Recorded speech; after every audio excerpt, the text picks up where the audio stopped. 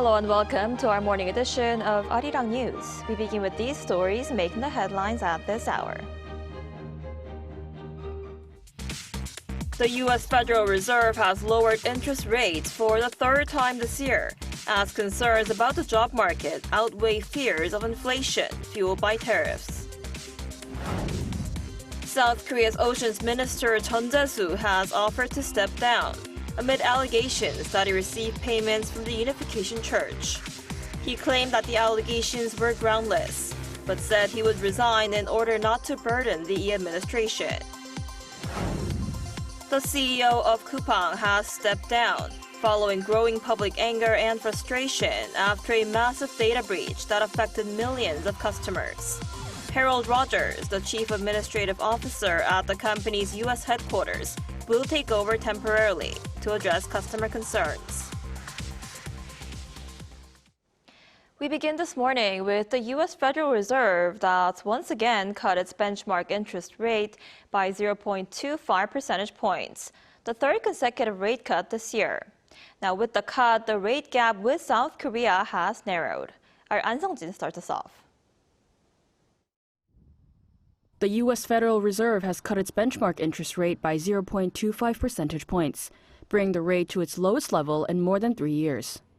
It announced on Wednesday that Federal Open Market Committee had lowered the federal funds rate from the previous 3.75 to 4% range to 3.5 to 3.75%. The Fed's decision marks the third consecutive rate cut since September, lowering the rate by a total of 0.75 percentage points this year. It cited an uncertain economy, including a slowdown in employment growth rate as well as rising inflation. Of the 12 voting members, 9 supported the decision while 3 opposed. The Chicago Fed president and Kansas City Fed president argued that the policy rate be left unchanged, while board member Christopher Waller, a close ally of U.S. President Donald Trump, pushed for a deeper 0.5 percentage point reduction. Everyone around the table at the FOMC agrees that inflation is too high and that we want it to come down. Where the difference is how do you weight those risks and what does your forecast look like? Regarding future rate cuts, the Fed used more cautious language, saying it would consider the extent and timing of additional adjustments.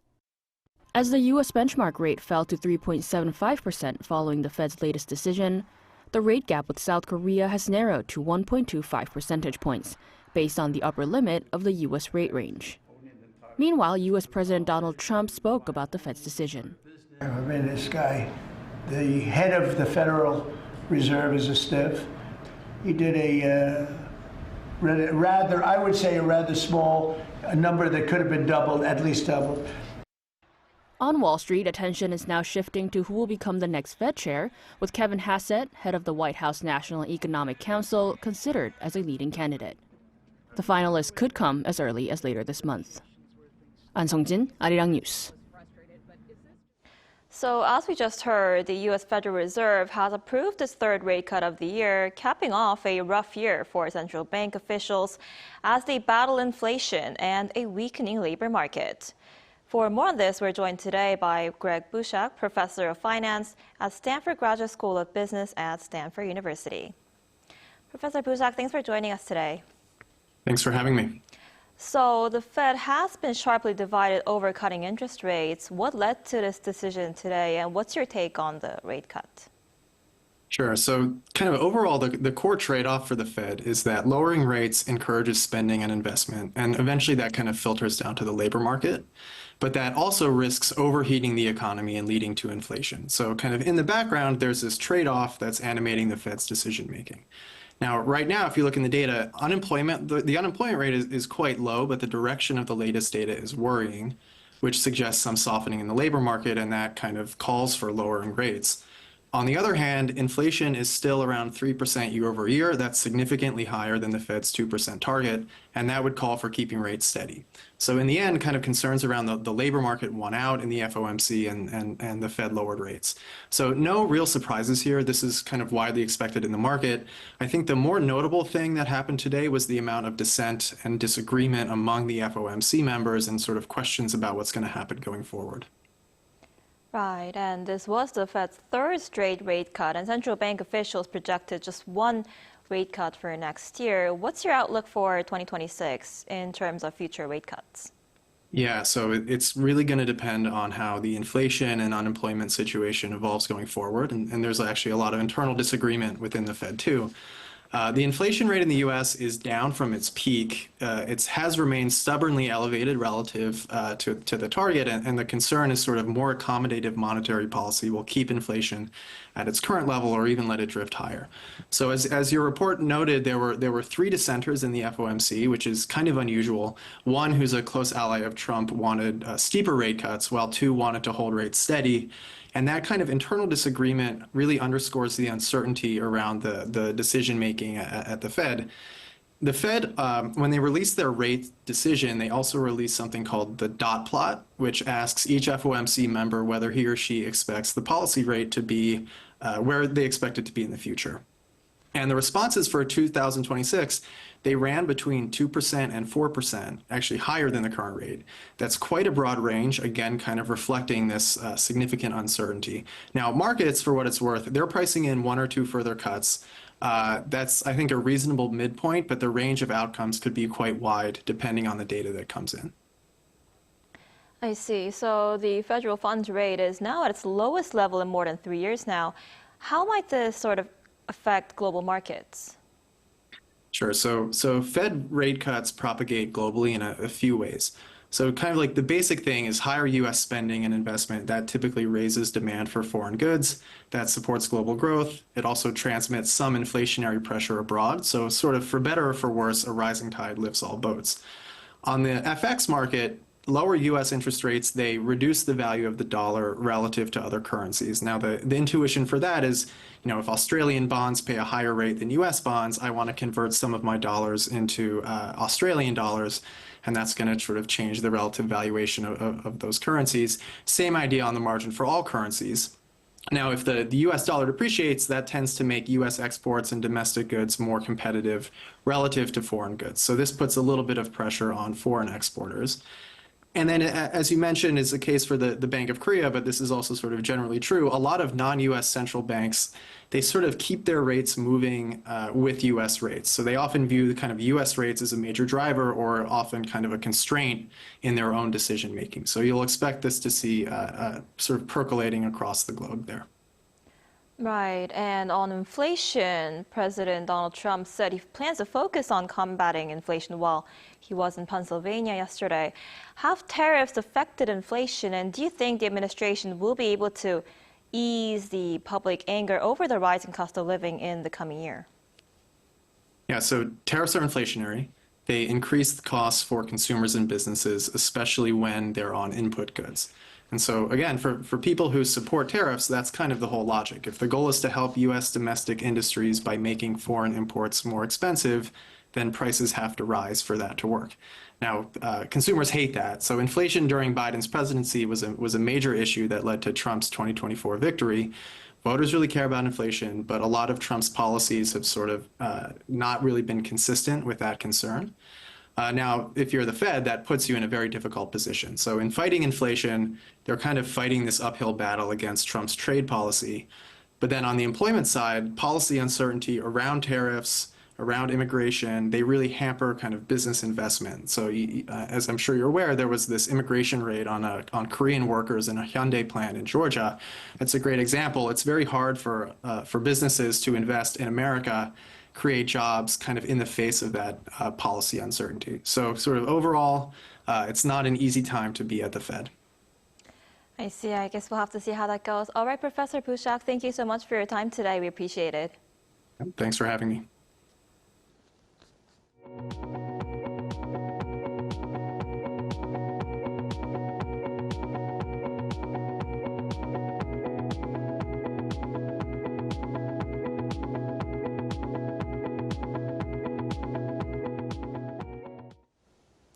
South Korea's Minister of Oceans and Fisheries, Chun Jae-soo, has resigned following allegations that he received bribes from the Unification Church. Following a trip to the U.S. to promote Korea's bid to host the UN Ocean Conference on Thursday, Chun told reporters that the accusations are absurd and completely unfounded. He also said that the claims are based on false information and it's appropriate to resign for the benefit of the Lee Jae-myung administration and the ministry. The presidential office said his resignation will be accepted on Thursday, and that the government's stance on responding firmly to such allegations remains unchanged, regardless of political affiliation. Chun allegedly received cash and valuables from the Unification Church in return for a request to promote the construction of an undersea tunnel between Korea and Japan. And amid mounting public pressure over the massive data breach at e-commerce giant Coupang, the company's CEO has decided to step down. Meanwhile, the Korean government has announced measures to prevent such occasions from happening again as the police continues to conduct their search and seizure operations at the company's headquarters. Our Park Eun-woo reports. 11 days after Coupang's massive data leak came to light, the company's CEO Park Dae-jun stepped down on Wednesday, saying he would take responsibility. While some see the move as effectively a dismissal, for now Harold Rogers, CEO and general counsel of the firm's U.S. headquarters, Coupang Inc., will take over temporarily to stabilize operations and calm customers down. That comes as civic groups, including the Korea Consumer Federation, held a press conference on Wednesday announcing that they filed for collective dispute mediation, seeking compensation of up to around $340 per person. And as the fallout grows, South Korea's Prime Minister Kim Min-seok, during a national policy coordination meeting on Wednesday, spoke firmly on how the government will deal with the case. In a digital society, protecting people's personal information is the most fundamental responsibility of platform companies. The government will conduct a swift and thorough investigation into the cause of the incident and take strict action against any violations of the law. We'll also thoroughly prepare institutional reforms. The Prime Minister's office also announced plans to reinforce information security systems and expand executive accountability, shifting from a reactive approach to a preventive one. As the Personal Information Protection Commission, working under a joint public and private investigation team, looks into whether Coupang violated mandatory safety measure requirements related to the leak, the commission spoke on Wednesday about how the company should revise its clauses. As Coupang's terms of service are unclear about the company's liability and burden of proof for damages caused by intent or negligence, creating confusion for users, we requested that Coupang revise the clauses. The commission also said it had asked Coupang to simplify its overly complicated membership withdrawal process. Although these measures are recommendations rather than mandatory orders, Coupang is required to submit the results of its actions within 7 days. Police also continued their search and seizure investigation at Coupang's headquarters on Wednesday morning, marking the second day of the raid after officers spent 10 hours on site the day before. Investigators say more time is needed as the massive data has been difficult to secure, given that the leak is believed to have taken place over several months. Park Eun-woo, Arirang News. President Lee Jae-myung presided over a semiconductor strategy meeting on Wednesday with his ministers and industry insiders, amid plans to strengthen South Korea's global presence in the industry. Our correspondent Song Yoo-jin reports. With what's seen as high-tech changing at breakneck speed, President Lee Jae-myung says the semiconductor industry is the way forward for South Korea. 어쨌든 대한민국도 잠깐의 혼란을 벗어나서 이제 새롭게 도약해야 되는데 산업 경제 발전이 그 핵심이라고 생각이 되고 그중에서도 반도체 분야가 아무래도 우리가 매우 경쟁력을 가지는 전망 있는 영역으로 생각됩니다.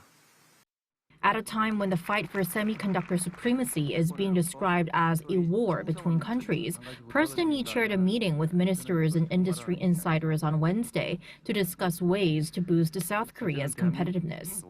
Lee stressed the need to build a robust semiconductor ecosystem.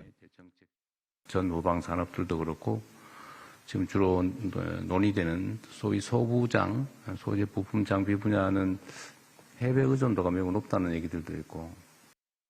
Although South Korea is a global leader in chip manufacturing, it trails competitors such as Japan and the US when it comes to materials, components, and equipment technology and production.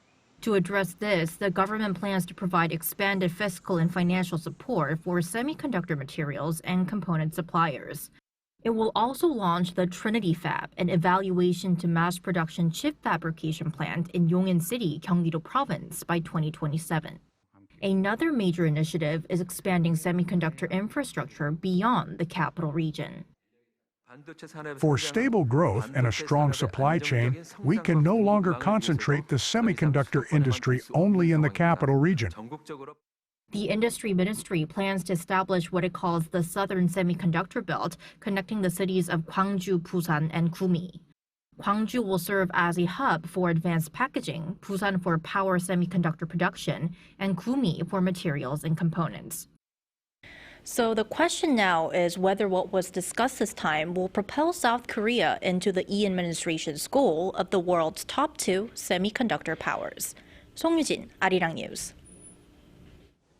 The U.S. House of Representatives has passed the annual defense policy bill for the next fiscal year, which restricts the Trump administration from unilaterally reducing the size of U.S. forces in Korea.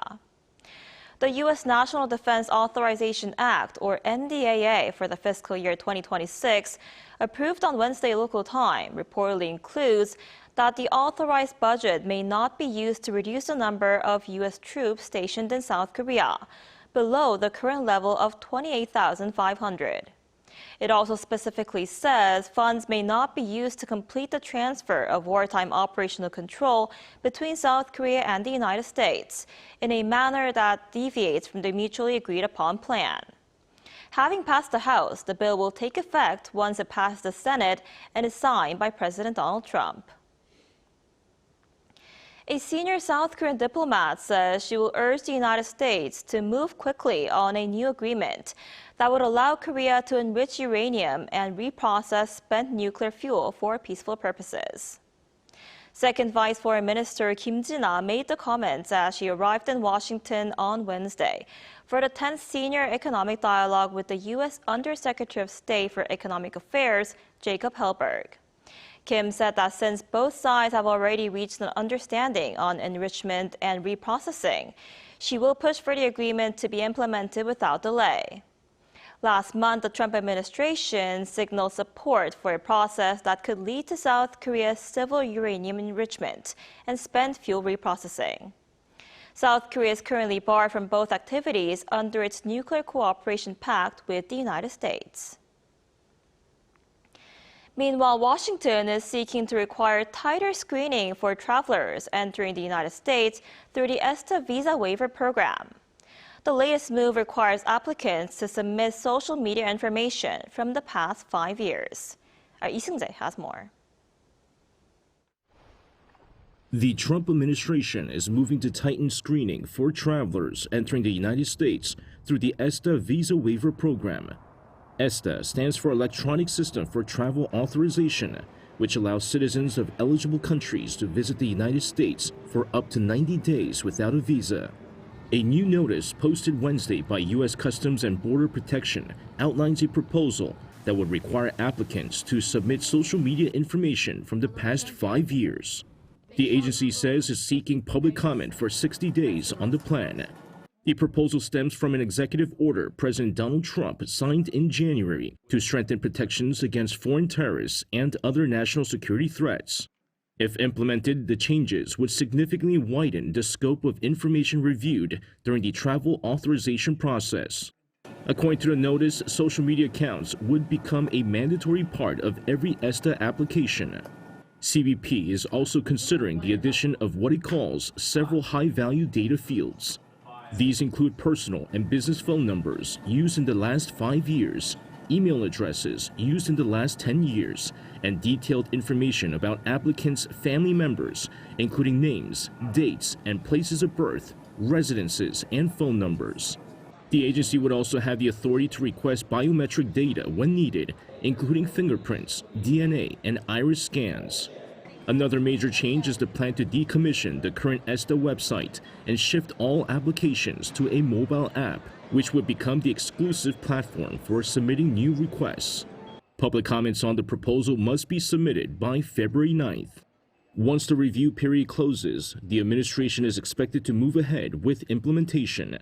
If approved, the new requirements would mark one of the most extensive expansions of data collection in the history of the visa waiver program. Lee Seung-jae, Arirang News.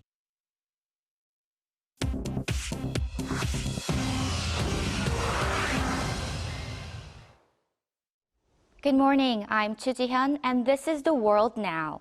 U.S. President Donald Trump has said American forces have seized an oil tanker off the coast of Venezuela as tensions escalate between Trump and Venezuelan President Nicolas Maduro.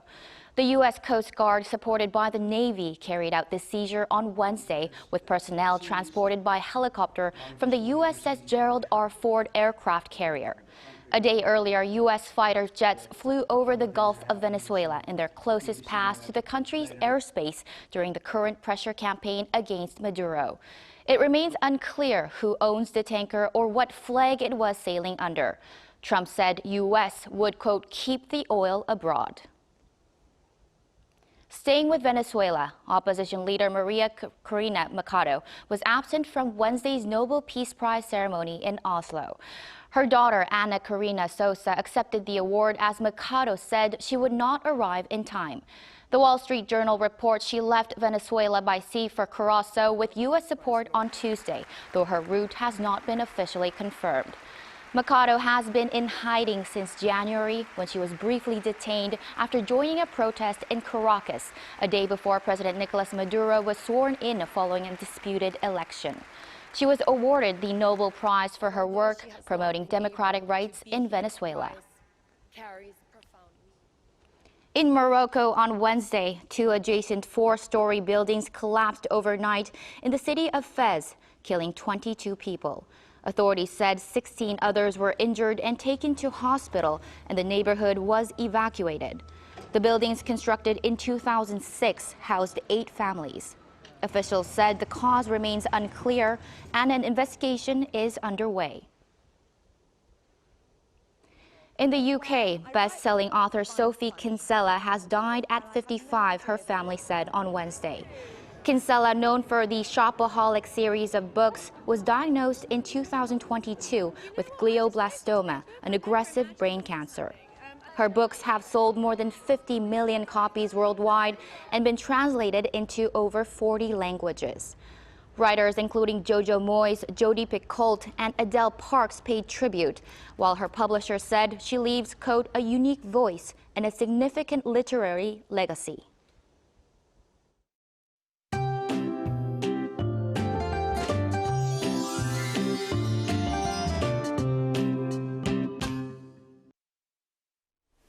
Morning commuters in the capital area might have woken up with the sound of thunder. Morning showers should gradually let up. However, the East Coast will see rain from this afternoon into tomorrow morning. Mountainous regions in Gangwon-do could see snow instead, with up to 10 centimeters expected. The snow will be wet and heavy, and the snow will come down hard from late tonight into tomorrow morning. This afternoon will be as warm as yesterday in the capital, topping out at 8 degrees. Warmer in Daegu under sunnier skies this afternoon with stronger winds, and the air quality will be bad at times in most parts. Behind this band, the rain and snow freezing air moves in with sub-zero temperatures expected tomorrow morning, and heading into the weekend, we are looking at another round of rain or snow across Korea. Plan accordingly for your weekend.